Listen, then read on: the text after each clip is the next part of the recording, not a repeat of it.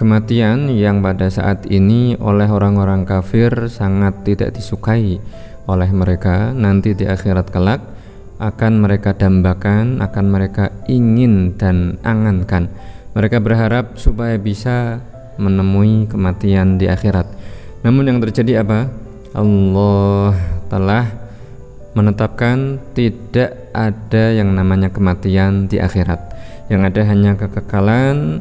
Kalau dia mati dalam kondisi kafir, keluar meninggalkan dunia ini dalam kondisi kafir, maka di akhirat tempatnya, kondisinya adalah kekal selama-lamanya di dalam siksa yang amat sangat pedih. Adapun orang yang berhasil diberi pertolongan oleh Allah meninggalkan dunia yang fana ini dalam kondisi membawa Islam, iman yang benar, maka di akhirat kondisinya adalah selama-lamanya kekal di dalam kenikmatan yang tiada penghujung. Kita sebagai orang Islam, kaum muslimin, sudah semestinya tidak terlalu merasa takut dan stres terhadap yang namanya kematian. Karena sesuai dengan ajaran yang kita pahami, kematian adalah keniscayaan, ketetapan yang Allah pastikan akan terjadi bagi setiap yang memiliki nyawa. Bagi kita semua manusia pasti akan menjumpai ajalnya.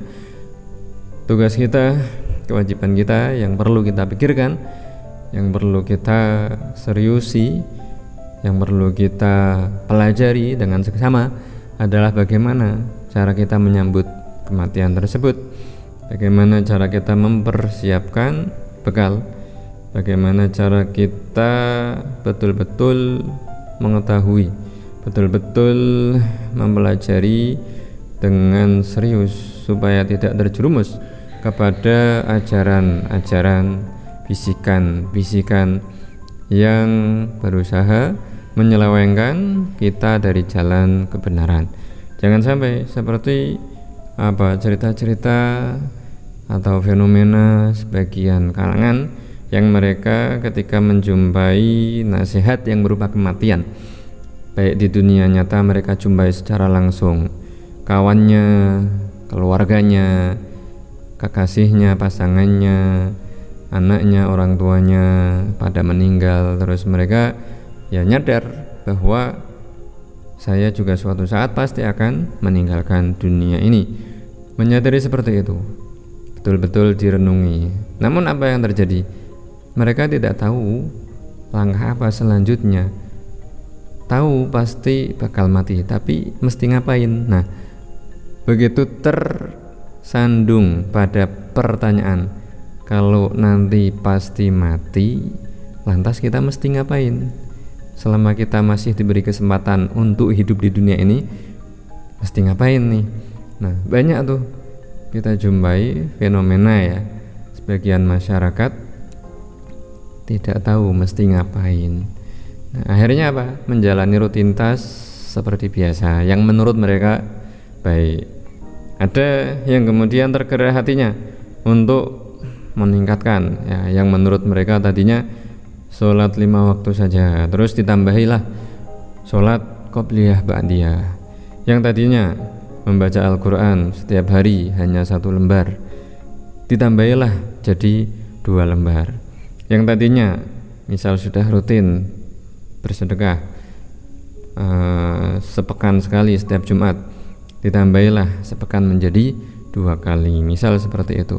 Namun tahukah kalian bahwa meskipun semua amal yang tadi telah kita sebutkan itu kelihatannya baik, namun ada satu kunci, ada satu amal yang menjadi kunci, yang mana jika amal ini ditelantarkan, diabaikan, nggak mau tahu gitu ya, maka semua amal, contoh misal tadi sholat 5 waktu, sholat sunnah, sedekah, membaca Quran atau kebaikan-kebaikan apapun itu akan menjadi sia-sia alias tidak ada nilai pahalanya.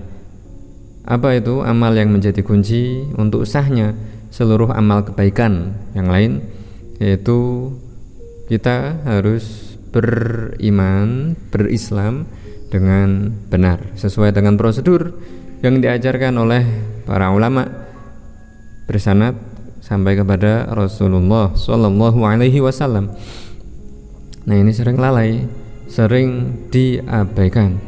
Kenapa kok kami sampaikan sering diabaikan? Betapa banyak, misal ya, orang kemudian mengatakan apa? Nggak usahlah, janganlah belajar ilmu tauhid atau ilmu akidah atau ilmu yang mempelajari tentang bagaimana mengimani, meyakini tentang sifat-sifat Allah, sifat-sifat Rasulullah, tentang bab riddah, tentang bab menjaga diri dari kemurtatan. Nah, betapa banyak dari mereka yang salah paham sampai kemudian mengatakan apa kata mereka? Jangan dalam-dalam, jangan terlalu serius dalam mempelajari ilmu akidah. Kata mereka seperti itu. Nah, kalau dalam bahasa Jawanya dibilang apa?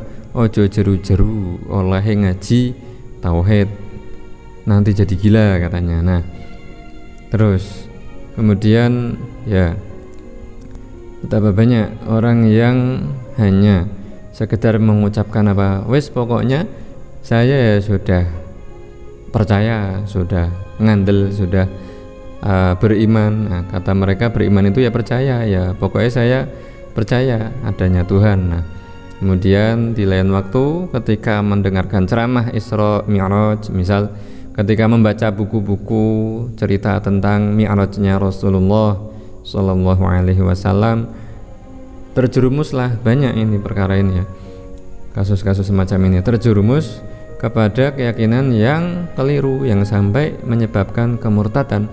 Apa itu? Mereka meyakini dengan sebenar-benar keyakinan, dengan sepenuh hati mereka, 100% mereka meyakini bahwa Allah dan Nabi Muhammad bertemu di suatu lokasi.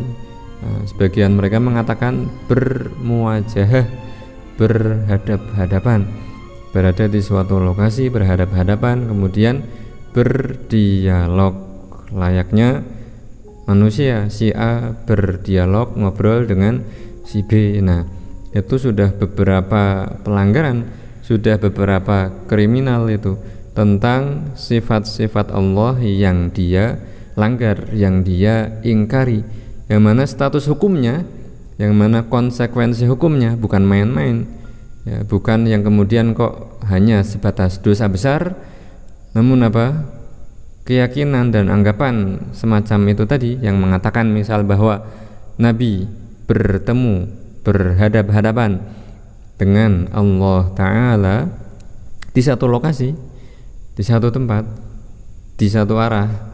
Nah, kemudian apa, disifati dengan sifat-sifat yang mustahil bagi Allah ya, itu statusnya adalah memurtadkan atau membatalkan keislaman dan keimanan dirinya.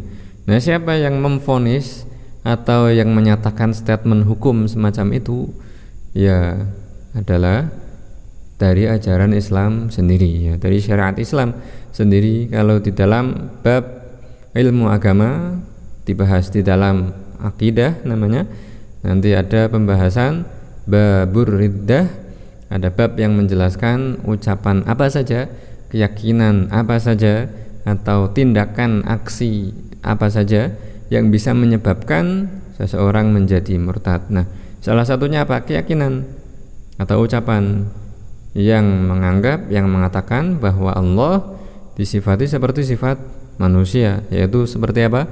Berlokasi ya, bertemu, berhadap-hadapan, kemudian disifati dengan sifat-sifat makhluk lainnya lah ya.